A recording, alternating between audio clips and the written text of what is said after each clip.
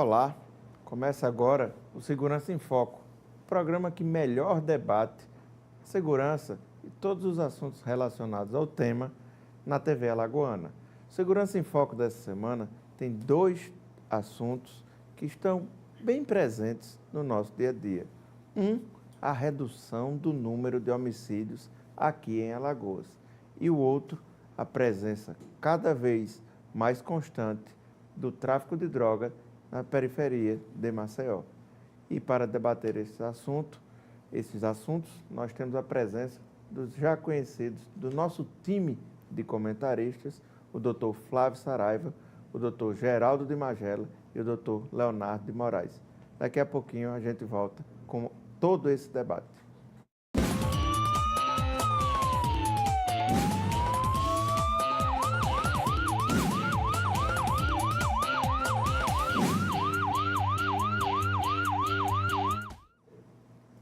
A Secretaria de Segurança do Estado de Alagoas informou que o número de homicídios foi reduzido em 18% de janeiro a julho deste ano. E para debater essa queda, que foi anunciada pelo secretário Coronel Lima Júnior, nós estamos aqui com o nosso time de comentaristas, o Dr. Flávio Saraiva, consultor de segurança, o Dr. Geraldo de Magela, historiador, e o Dr. Leonardo de Moraes, advogado criminalista. Começar, como sempre faço, Dr. Flávio. Esse número, essa queda, é consistente, é visível? Nós estamos podendo dizer que estamos sentindo a diminuição do número de homicídios aqui em Alagoas? Bom dia. Bom dia a todos. Você falou uma palavra muito apropriada para o momento, uma queda consistente. Essa queda começou a se verificar no começo do governo Renan Filho, na gestão Alfredo Gaspar, continua com a gestão do Coronel Lima Júnior, e o fato importante é que essa curva ela desce de ano a ano. Esse comparativo de queda de 18% em relação esse ano com o ano passado, que o ano passado já foi menor do que o retrasado, enfim. É essa consistência, essa queda consistente que está ocorrendo no Estado. E o grande desafio, como a gente sempre comenta aqui, é a manutenção dessa consistência. Ao ler a entrevista do Coronel Lima Júnior, você percebe que ele atribui muito esses resultados à integração das polícias, né? Se você tem poucos meios, por que não integrar esses poucos meios e fazer disso uma integridade forte no combate ao crime? Eu acredito tenho certeza que essa integração favoreceu muito esses resultados. Doutor Geraldo Magela, bom dia. Bom dia. A redução pode estar sendo também utilizada como um discurso político do atual governo? Não, aí depende, né? Porque a leitura, o global, você tem uma queda de 18%, mas quando você vai observar por faixa na estatística, por exemplo, a faixa entre 15 e 29 anos, ela permanece alta. Mas no global você tem uma redução, e isso é importante, não deixa de ser. Uma redução de 18% será sempre importante. Que fosse 4%, 5%, 8% seria importante também. Então, o que a gente já falamos aqui tantas vezes, a consistência da redução, sobretudo do homicídio, ela vem caindo nesses últimos anos, mas num determinado momento, o Estado precisa ter, já que integrou as ações de polícia, você tem que integrar as ações de políticas públicas.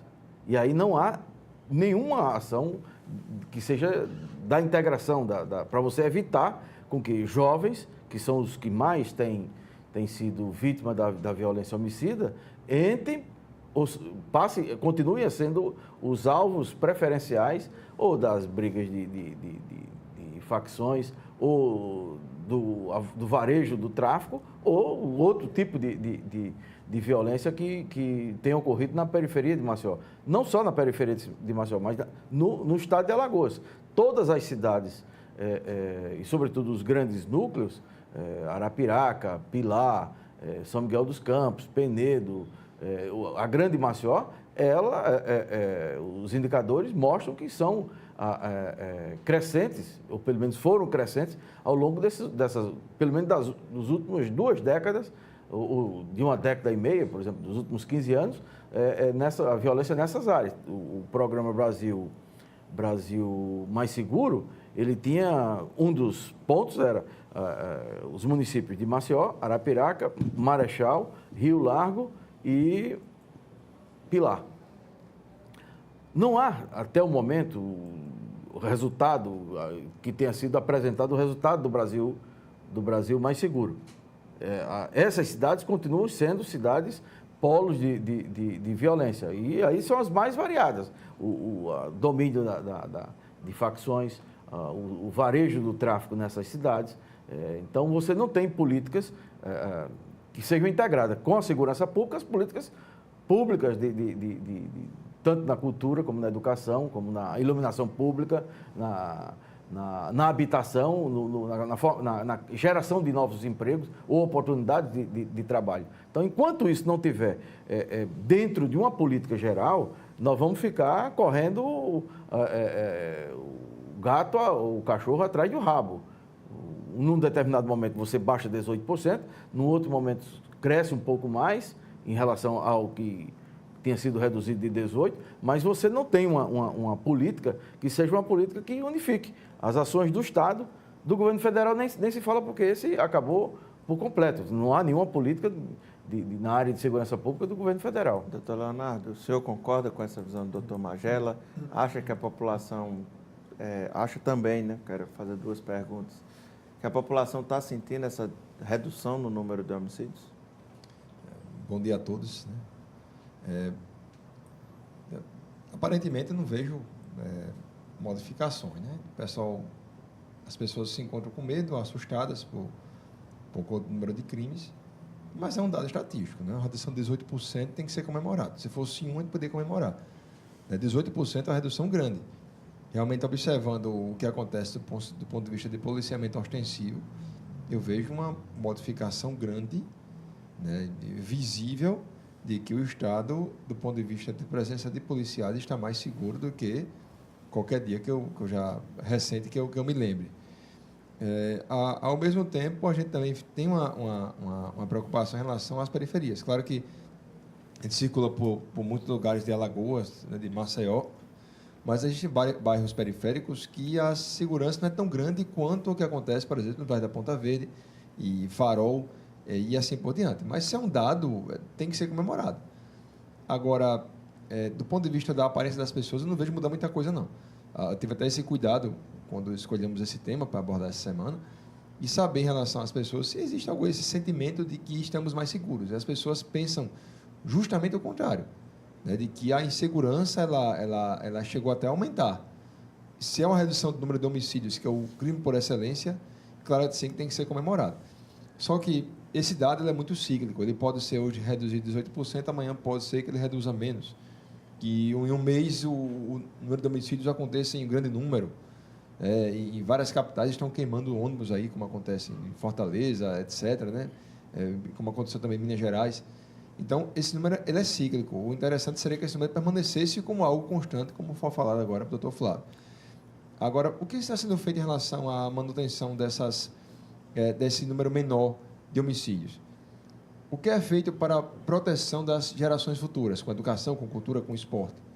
Né? O que é feito em relação às periferias, para que os jovens de hoje não se tornem amanhã homicidas ou criminosos? Essa é a pergunta que eu faço. E, do ponto de vista da segurança pública, eu sei que o Estado tem feito a sua parte. Eu sei que essa integração tem sido muito maior. Apesar de a gente ter criticado que integração significa troca de informações, não você confundir a função de cada um. Um policial militar não faz, às vezes, de policial civil, nem um delegado de polícia, às vezes, de coronel. Né? A integração significa troca de informações, não todos juntos fazendo a mesma coisa, como se todos ocupassem a mesma função no Estado. Aí essa é a dúvida que eu tenho, na verdade. Mas, do ponto de vista da segurança pública, essa sensação eu não vejo muita em relação às pessoas que eu conheço e às pessoas que eu acompanho. Mas, do ponto de vista do policiamento ostensivo, realmente eu vejo uma modificação substancial, como eu nunca havia visto em muito tempo. Esse policiamento ostensivo é fruto da nova dinâmica dentro da Secretaria de Segurança Pública, doutor Flávio? Aumento do número de efetivos, chegada de novos equipamentos? A Polícia Militar tem renovado bastante o seu efetivo, né? Falta dar sequência nessa renovação para a Polícia Civil. Ela renovou em 2012, já precisa de mais um concurso para renovar novamente e fazer essa renovação periodicamente. É lógico que tem que ser observada a condição financeira do Estado, mas o que o Leonardo falou é muito importante, é a questão da sensação de segurança, né? Porque segurança é uma sensação. E quando você fala que observa um maior número de viaturas nas ruas, um maior número de policiais, isso resgata esse sentimento de segurança. Nós que vivemos aqui nesse meio oásis, né, de privilégio, que é aqui a Ponta Verde, Jatiuca, Pajuçara, né, nós percebemos claramente essa sensação de segurança.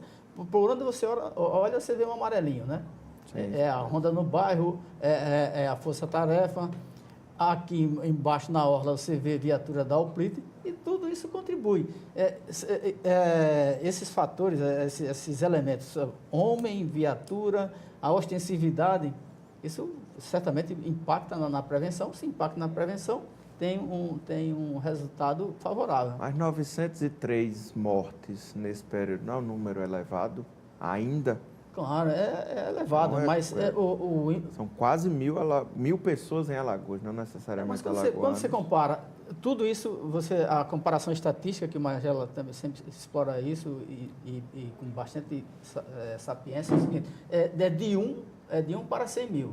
Então, quando se coloca Alagoas, classifica Alagoas no ranking brasileiro, que já foi primeiro e hoje já não ocupa esse ranking negativo, já está descendo a cada constatação de estatística.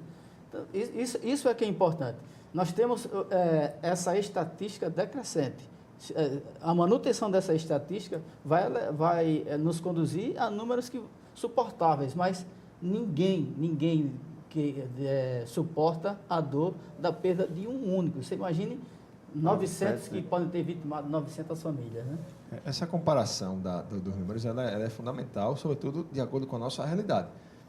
E a gente tem muito a caminhar para chegar em níveis minimamente suportáveis e razoáveis em comparação com países como, por exemplo, da Europa. Eu tive um professor, até falei recentemente, em que ele estava fazendo uma tese de doutorado, mestrado em Portugal e estava no município, eu não sei qual local que ele estava, não sei, ou o estado, não sei, mas ficava próximo a Coimbra ali. Um lugar populoso, com 800 mil pessoas, e a estatística foi que naquele mês, uma pessoa morreu assassinada.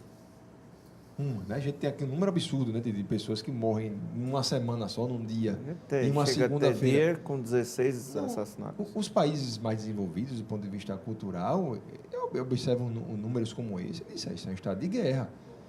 Quando você compara países que têm problemas sociais sérios e pesados com guerras civis, como teve há pouco tempo o Iraque, os números batiam com o Brasil, batiam com Maceió, proporcionalmente. Então, tem muito a crescer. E aí, eu creio, Lino, que isso acontece... claro que a polícia tem a sua contribuição, mas o principal seria esse déficit social que é gigantesco. Doutor Magela, Alagoas deixou crescer, deixou florescer uma cultura da violência, onde a gente resolve as nossas diferenças na bala, na tapa, na faca, na pedrada. Não, necessariamente não é só Alagoas, né? As brigas de trânsito, etc., não é um fenômeno alagoano. Esse tipo de homicídio que vem ocorrendo nessas últimas décadas, ele é de uma outra natureza, né? A violência urbana tal qual está posta, ela não é mais, se nós olharmos para os anos 80 ou 70, não tem a ver com aquele tipo de violência que nós estávamos acostumados com organizações já definidas, com crime já de mando tão evidente, tão claro, tão conhecido da sociedade, seja na periferia ou no extrato mais economicamente elevado da sociedade. Não, hoje você tem uma difusão muito grande do tráfico de drogas, essencialmente, e tem outros elementos e outros tipos de organizações criminosas que estão operando. O assalto a banco, de carga, etc., e a mercadoria, isso tem levado a um grau de violência grande. Quando associado às organizações criminosas no tráfico e na comercialização das drogas, é o que tem dado como produto essas taxas elevadas de homicídios, né, em Maceió e em Alagoas, né? Você tem bairros aqui em Maceió, quando você pega essa estatística, mesmo com redução de 18%, se você localizar em determinados bairros, por exemplo, no período de 2012 a 2016, o Jacintinho e o Benedito Bentes empataram com 371 homicídios. Mais de 70% desses homicídios ocorreram na faixa entre 15 e 29 anos. Ou seja, você tem uma geração de jovens que sequer concluíram o ensino médio que já foram assassinados. Então, o desmembramento da leitura ou novas leituras das estatísticas é que tem que balizar uma política pública. Ô, Angela, mas o que eu acho que deveria ser estudado também, por que essa grande elevação, né, na estatística do Benedito Bentes e arredores, né? Onde foram construídos esses conjuntos ofertando 5 mil novas moradias, 10 mil, enfim. Então, Cidade Sorriso. Então, tudo naquela área ali, né? Você constrói cidades num período curto de tempo, né, em um ano, e sem a devida infraestrutura. Você constrói aglomerados urbanos sem infraestrutura de Estado. Então, essa nova arrumação é muito difícil e precisa ser estudado para que o Estado, ao observar esse fenômeno mais na frente, tenha o cuidado de ofertar a infraestrutura antes de que sejam formados esses grandes centros urbanos. Tem um relatório do Ministério das Cidades a respeito do programa Minha Casa Minha Vida. Foram construídas 32 mil habitações, que ele é bem evidente, que o programa é do Ministério das Cidades, operado pela Caixa Econômica. E a Caixa Econômica não dialoga com o Ministério, que é o projeto, o projeto é dele, do Ministério das Cidades, né? Então, quando você constrói 32 mil habitações, como ocorreram em vários condomínios, ou áreas da cidade, são verdadeiras cidades, você tem ali no Eustáquio Gomes. Depois que você termina o conjunto do Eustáquio Gomes, você tem 3.500 casas construídas dentro do bairro. Todo o Eustáquio Gomes possivelmente não tenha 3.500 casas. Sim. O Eustáquio Gomes, o Inocópio, talvez não tenha isso. Que eram conjuntos de Era um conjunto média, habitacionais, da Coab, etc. Né? Mas você, quando constrói, o impacto do ponto de vista do transporte, da escola, saneamento básico, de todas as áreas. Equipamentos de saúde. Tudo.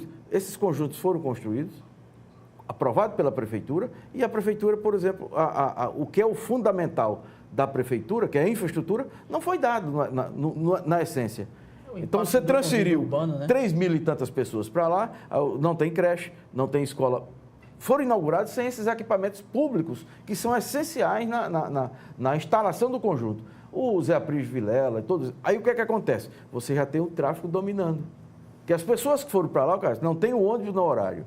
Você não tem a certeza que trabalha e volta à noite para chegar naquele ambiente. Então, vai se esgarçando as relações. Você conquistou um passo fundamental na sua vida como família, que é ter uma casa.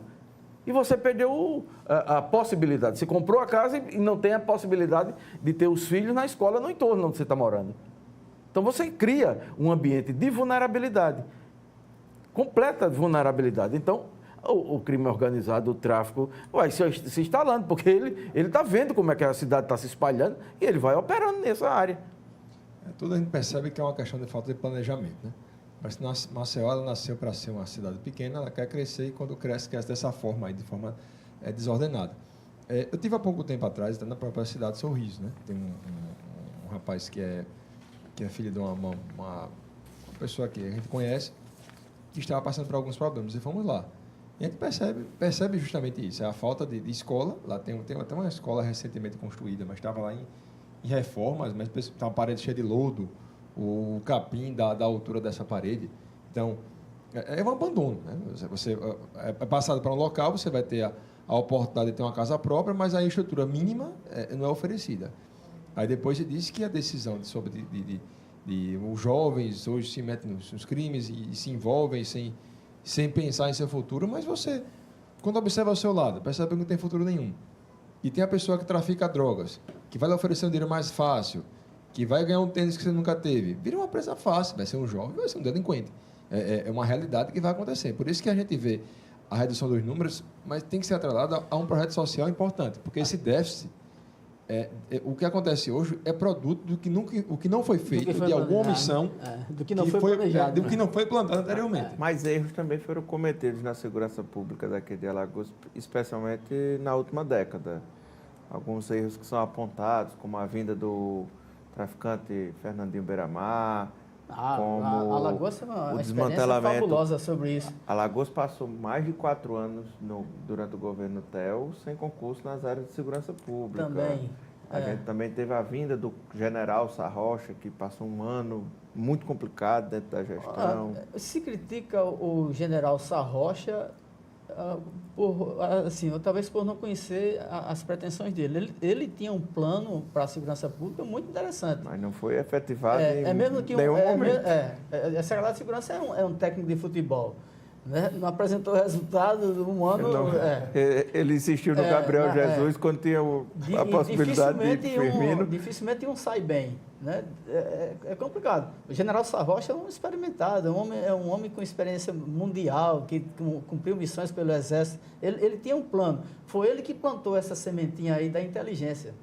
O general Sarrocha. Agora, não era um homem midiático, ele não tinha muito cuidado em apresentar e afirmar o que sentia, aí gerou alguns problemas.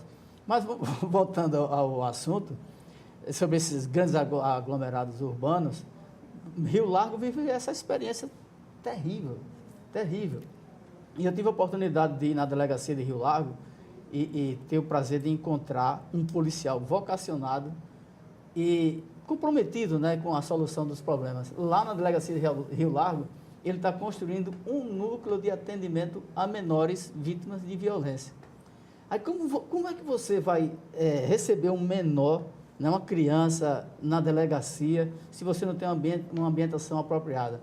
Então, com esse entusiasmo dele, o Neto, com esse entusiasmo dele, ele conseguiu, com esse esforço dele, recorrendo esforço pessoal dele e do delegado, Dr. Marcos Lins, construir esse espaço. E por que ele construiu esse espaço? Pelo número de pessoas que chegavam vitimadas justamente por estupro. É impressionante o número de estupro, como cresce com esse novo desordenamento urbano. E aí, são fenômenos que vão chegando e as pessoas precisam tratar. E para tratar, precisa estudar, trazer conhecimentos científicos, né, Margela? Conhecimentos técnicos para que numa nova experiência lá no futuro não ocorra esse tipo de coisa. Alagoas, por muito tempo, ficou conhecido como a terra da pistolagem, que os crimes eram crimes de mando. Hoje, os crimes de mando reduziram bastante, os crimes voltados ao mundo pontual, da política. Né? E é fácil investigar. E são pontuais, né? E a gente tem essa explosão de crimes o desordenamento urbanos. Urbano, a cidade foi se espalhando desorganizadamente. E o poder público tem a morosidade normal da administração pública, mas também, como essas áreas não são integradas, e quando a gente fala da integração aqui, não é o maior se sobrepor ao menor, não é isso. É que se a Prefeitura de Maceió, ao aprovar um determinado loteamento, 1.000, 2.000, seja lá quantas casas forem, Sempre são áreas que você vai transferir pessoas de um ambiente para outro. Se não oferece a linha de ônibus, os serviços básicos, se eles não estão disponíveis, a partir do dia que as pessoas começam a ocupar as habitações, não há espaço vazio. Alguém vai ocupar esse ambiente. Se você não tem creche, as mães ou vão ficar em casa ou vão levar esses meninos para um outro local que vai colocar as crianças em situação de vulnerabilidade. Você já tem a vulnerabilidade econômica. Maceió tem pouco mais de 50% que está na faixa do cadastro único, ou seja, de zero de renda a meio salário mínimo. Nós estamos falando de 500 mil pessoas. Sim. Então não é pouca coisa, são 2 Arapiracas, praticamente. Então, quando você tem esse exército de pessoas vulneráveis, você tem aqui crescendo uma economia marginal e ela vai recrutando.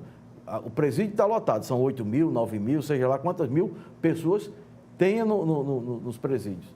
Vão mais ainda ocupar esse ambiente dos presídios, porque você tem uma quantidade impressionante de pessoas vulneráveis que vão ser recrutadas. Porque a falta de escola, a falta de educação, a falta de trabalho, a falta de cuidado com as crianças na primeira infância, na adolescência, tudo isso é uma usina de formação de mão de obra para a marginalidade.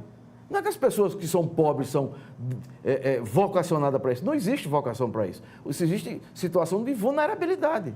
Dentro dessa situação de vulnerabilidade, vou aproveitar para a gente ingressar no nosso segundo tema, que é o crescimento do tráfico de drogas na periferia de Maceió, a presença cada vez mais constante de instituições do crime, partidos do crime, as chamadas facções. Como analisar esse cenário hoje em Maceió, onde pontos da periferia são praticamente totalmente comandados pelo mundo das drogas? Das facções houve esse recente empoderamento, né? Mas uma coisa ali no seguinte, claro que a gente falou aqui sobre as construções, conglomerados, né, desorganização, isso também puxa para levar esse crescimento em relação ao tráfico de drogas. Eu lembro que até a minha mãe do interior dizia que antigamente todo mundo andava no interior à vontade à noite. Hoje em dia não. 9 horas está todo mundo trancado em casa. São em algumas regiões, perto da praça, próximo à prefeitura, mas um pouco mais afastados ninguém vai mais circular na pequena cidade, por exemplo, Paulo Jacinto, que tomou conta, né? Mas nos presídios, quando você chega lá, por exemplo, você tem 2 opções. Ou você é faccionado ou não é faccionado. Se você não é faccionado, você tem que dar uma declaração expressa que vai ser entregue ao diretor, pelo advogado, para demonstrar que ele não é faccionado. Ele vai passar, então, para uma outra ala. Geralmente, essa ala ela fica ou em outro presídio, ou no mesmo presídio, entre 2 alas que ficam facções diferentes. Então, está PCC e, exemplo, Comando Vermelho. E quem na facção fica no meio. Só que, à madrugada, eles começam a mandar recados aos gritos. Vão matar, aí o outro responde. Vai morrer. Vou pegar amanhã. Aí bate na grade. Aí o pessoal que na facção fica no meio, aí acorda amedrontado à noite. Ele não sabe se vai morrer ou não. Então, uma grande maioria, eu digo isso, que não é faccionado, vai passar a ser como forma de autoproteção. Sobrevivência. Né? Sobrevivência. Se ele não é faccionado, vai ser observado com olhos ruins pelas 2 facções. Ainda existe dentro dos presídios aquela figura que se torna evangélico dentro dos presídios e se afasta do mundo do crime? Ainda existe isso? Não há essa associação, né? Mas existem muitos que estão presos e se dizem temente a Deus e são evangélicos. Não é essa Mas essa aí esses associação, também ficam distantes dos faccionados. A igreja está fazendo um trabalho bom lá com o pessoal, mas muitos colocam na religião para dizer que são temente a Deus como forma de digamos que se santificar um pouco e reduzir a vigilância contra ele. Mas nos presídios o tráfico tomou conta. Basta a gente chegar perto e sentir um pouco o ar, que você percebe que é um ar um pouco mais carregado, né? Um ar diferente do que acontece na pista, né? O esverdeado, né? Não sei se... Você veja que lógica perversa, o doutor Leonardo falou, né? Você chega no presídio, você é faccionado ou não? Aí, por questão de sobrevivência, você determina, eu sou faccionado. Aí, vê quem é. Aí é da A ou da B? Aí vai para a facção, né? Vai para a ala da facção. Ao ingressar nessa ala, ele vai ter missões. Né? Ele pode chegar lá até por um tráfico, um pequeno delito, né? Pode chegar lá com um pequeno delito. Mas, a partir dali, ele vai ser um cumpridor de missão. Vai seguir o estatuto da facção. E daí, meu amigo, qual o futuro? Até a família também envolvida nesse tráfico, nesse trato também. Claro, porque quando você recebe a missão, essa missão é compartilhada também com a família, né? É muito complicado. É uma lógica perversa. Um sistema que pretende ressocializar, na realidade, você empodera o criminoso, né? Esse é um ponto. A droga, eu digo por alguém que nunca consumiu droga ilícita na vida. Se o remédio é uma droga lícita, se a bebida é uma droga lícita, esse mal já passei. Né? Mas nunca consumi droga na vida. Mas a droga, ela é algo sedutor. Sim. As pessoas procuram nas drogas, por exemplo, motivos para afundar os seus problemas, às vezes para esquecer, ou com fome de se animar um pouco, ou porque curte, ou porque gosta, etc. Existe muitas vezes em que até pessoas que são pessoas públicas, né, que aparecem em espetáculos, em filmes, que aparecem em tantas outras situações de grande público, dão um discurso de combate à droga, mas intimamente é uma pessoa que consome o tempo inteiro. Eu digo isso porque eu já vi vários, né, em gravações de filmes ou novelas, eu já estive por coincidência nesses locais e senti o mesmo odor diferenciado, né, dos presídios, sobretudo na hora do descanso, né? Mas acontece, a droga ela é sedutora. E a venda para drogas também é muito fácil. A gente está aqui trabalhando em Maceió com Alagoas com pequenos traficantes. Mas quando você vai em estados maiores, como o Rio de Janeiro, os traficantes têm uma mega estrutura. É mega estrutura, são milionários. Ganham mais do que um grande industrial com o tráfico que distribui pelo Brasil inteiro. Então, aproveita então, da sedução, do poder bom que a droga proporciona, as consequências são horríveis, a gente sabe disso, mas para que as vendas sejam incrementadas. Hoje, eu já conheci pessoas que consomem drogas, rapaz, eu não sei porquê. É tão bom, né? Estou aqui no meu ambiente sozinho, né? É legal, relaxo, né? Um tapinha só, não faz mal a ninguém no meu ambiente privado. Mas aí termina difícil, financiando, né? Não, essa estrutura do tráfico que existe na periferia. É difícil falar em financiamento, mas que essa sensação, aqueles que consomem de forma quanto mais dizem, né? E aí os traficantes se aproveitam dessa boa sensação, entre aspas. Que a gente teve essa semana, doutor Magela, um caso de uma unidade de saúde, e um dos funcionários dessa unidade de saúde, lá no Benedito Bentes, denunciaram que foram ameaçados por traficantes da região. E olha que o pessoal da área de saúde costuma ter uma boa relação com a comunidade, porque são eles que fazem os atendimentos da comunidade. Isso não é novidade, né? Isso já ocorre há um certo tempo. Esse caso particular foi a esposa do traficante, né?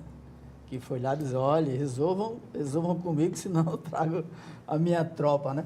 Mas isso já ocorre em áreas dominadas pelo tráfico e há muito tempo. E o Estado precisa resolver isso. E como? Qual saída? O que o Estado tem que fazer, doutor Magela? O Estado passar a assumir as suas responsabilidades. Já que perdeu o controle dos presídios. Nas escolas, como o Estado não trabalha com pesquisa, ele trabalha, só essa notícia, uma denúncia, crime ou qualquer coisa do tipo. Mas como você não trabalha com pesquisa, você tem pesquisa eleitoral, todos os políticos se baseiam nas pesquisas eleitorais.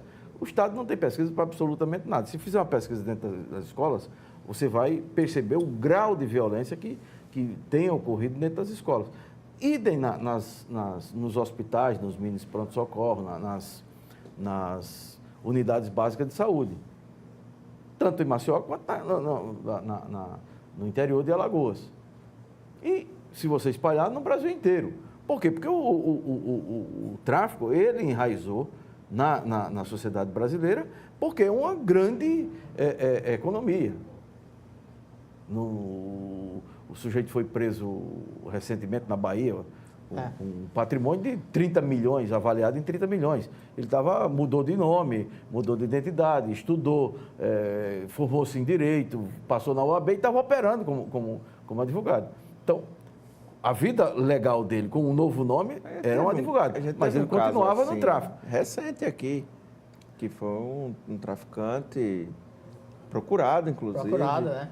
Tá? Tinha 5 milhões de dólares em casa. O matemático foi preso aqui, em Maragogi. Teve um outro que foi preso no francês. Mas esse já estava com a outra vida, tá? Já tinha comprado empresas. Sim, mas aí onde está, é a economia que vai se entrelaçando. O cara vai lavando. Então, essa ação das organizações criminosas, porque não é de uma só, das organizações criminosas, nesse aspecto, elas vão também se associando a outras organizações e outras estruturas vão se formando. Você vai sufocando o Estado, porque o Estado é incapaz de trabalhar integrado. Então, como sempre há uma burocracia de um lado ou do outro, etc. Você tem que cumprir os ritos legais, não é isso que nós estamos defendendo, mas que você tem que integrar essas ações. Então, vai desde da escola, da pré-escola, à universidade e ao comércio, como funcionam essas estruturas. Mas o policiamento tem que ser rigoroso e ostensivo ou na busca de negociação de conflitos? A população lá embaixo, ela negocia. Lá embaixo você negocia. Com quem? Com quem manda lá embaixo. Quem é que está mandando lá embaixo? Lá embaixo quem está mandando é o tráfico. Então, o cara vai negociando lá. Como o Estado não está presente, ele negocia com o traficante. A única parte do Estado presente, né, é a polícia. Pronto. Né? Quando ela chega, é o Estado. Quando ela sai, o Estado deixou de existir. Então, a unidade básica de saúde, por exemplo, se as pessoas lá não tiverem essa compreensão e esse jogo de cintura para ficar negociando as suas ações, veja que absurdo vai chegando. Você vai ter que ficar negociando esse tipo de coisa. Mas é outra lógica que hoje se reclama muito. Não, faltam políticas públicas. Faltam políticas públicas, isso é uma generalização maravilhosa, né? Mas qual a política pública que vai ser aplicada efetivamente num ambiente dominado por tráfico, se antes não for transferido esse poder para o Estado, né? Então, a primeira política efetiva nessas áreas deve ser da segurança, para que entrou a segurança, venha a educação, venha a saúde e venha todos os demais atores do Estado. Essa é a política efetiva. É dizer, não há política no Estado. Existe uma política no Estado de segurança. A política de segurança é esse primeiro momento de reduzir homicídios. Isso é uma política.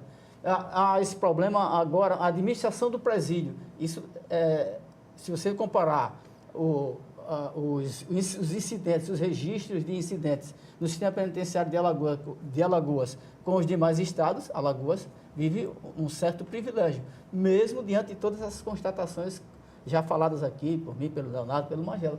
E isso também é uma política. Agora, para você ter uma política de segurança, de educação, que não se efetiva em 4 anos, não se efetiva em 8, isso é um objetivo que não do governo, do Estado, que independente do governante.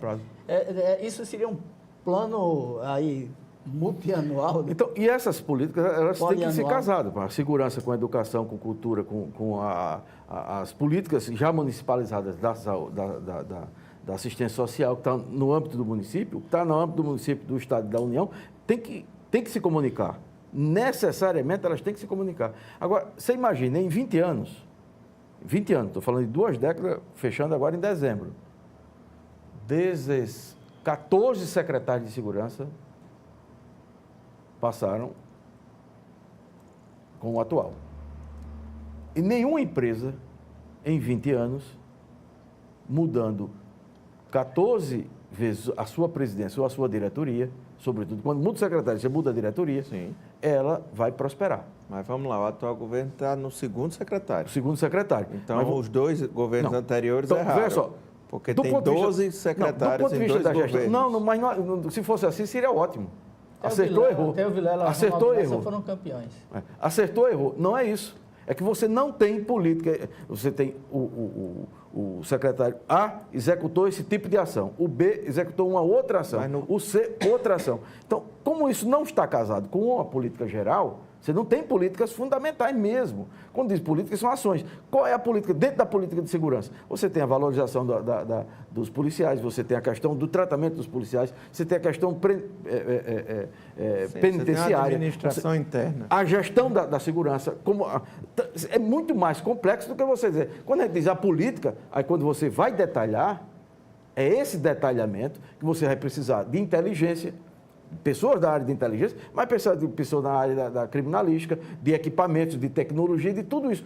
E, no final das contas, ou no começo de tudo, você vai ter que ter dinheiro.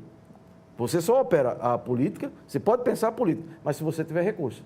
Como esses recursos são escassos, nós ficamos sempre em torno de coisas que são ações pontuais. Não são políticas, são ações pontuais. Porque você prender e você não conseguir ter dentro do presídio, que é do Estado, como sequer manter a segurança no presídio, você não tem uma política global. Você tem a política que encarcera, mas lá dentro o sujeito vai passar a ser o avião ou o cumpridor de missão de facções. Então veja a complexidade disso.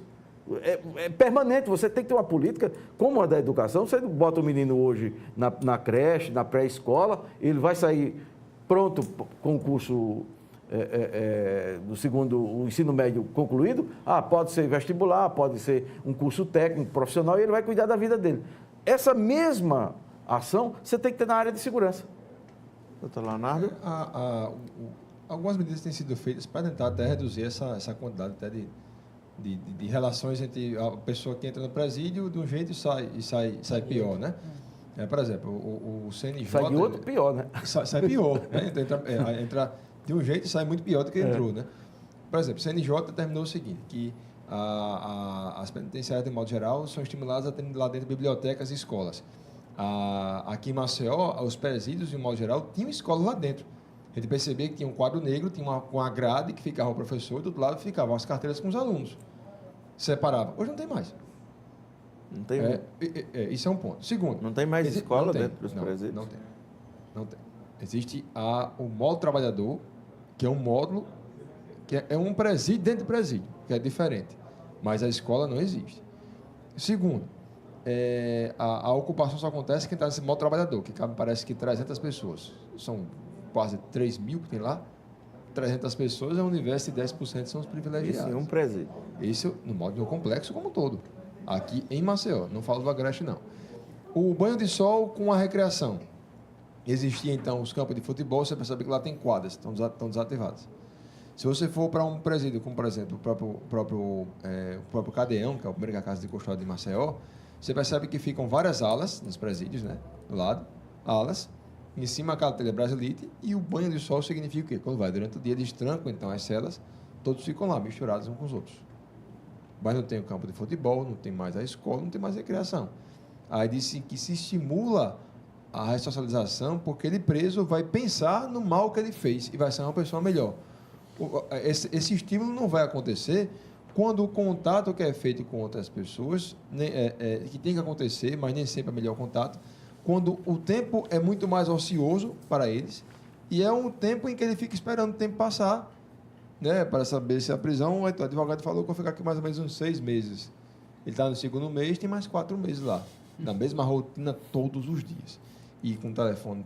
O telefone agora está um pouco mais complicado porque tem bloqueadores de telefones agora, dos presídios. Mas, de um modo geral, esse ciclo vicioso ele é alimentado pelo próprio Estado. O Estado é o responsável, muitas vezes, por retroalimentar o ciclo de violência. E, infelizmente, a gente que está aqui fora, até os próprios presos pagam por esse mal.